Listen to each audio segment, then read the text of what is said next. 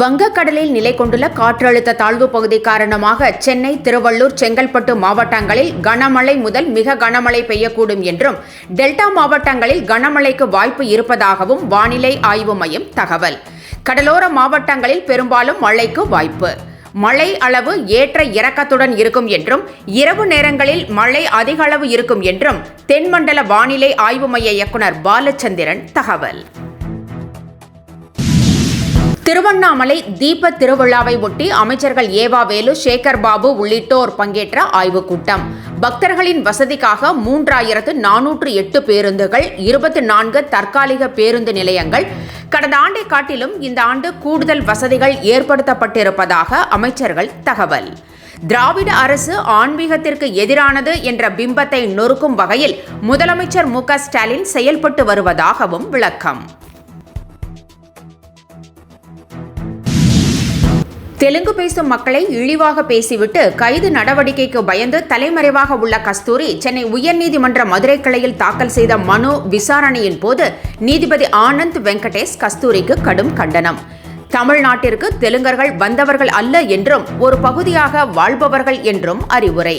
கஸ்தூரிக்கு முன்ஜாமீன் வழங்கக்கூடாது என்றும், அப்படி வழங்கினால் மாநிலங்களுக்கு இடையே மோதல் போக்கை ஏற்படுத்தும் பேச்சை ஊக்கப்படுத்துவதாக அமையும் என்றும் தமிழக அரசின் சார்பில் எதிர்ப்பு.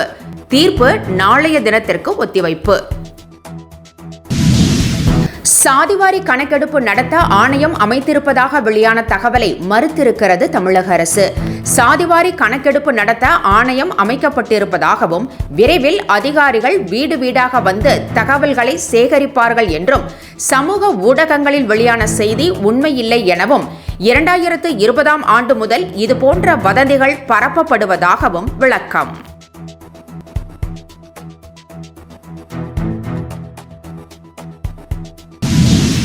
திமுகவை எதிர்க்க ஒரே கருத்துள்ள கட்சிகள் இணைந்து தேர்தலை சந்திக்க வேண்டும் என்ற இபிஎஸ் கருத்துக்கு தமிழிசை வரவேற்பு.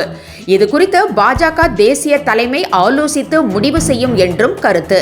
அதற்குள் ஏன் ஜெயக்குமார் போன்றவர்கள் அவசரப்பட்டு கருத்துக்களை தெரிவிக்கிறார்கள் என்றும் கேள்வி.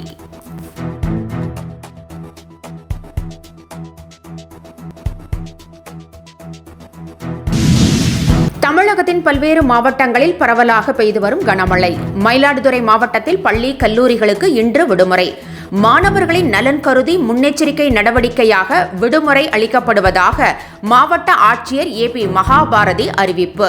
காரைக்காலில் பள்ளிகளுக்கு மட்டும் விடுமுறை. கடலூர் மாவட்டத்திலும் பள்ளிகளுக்கு மட்டும் விடுமுறை அறிவிப்பு.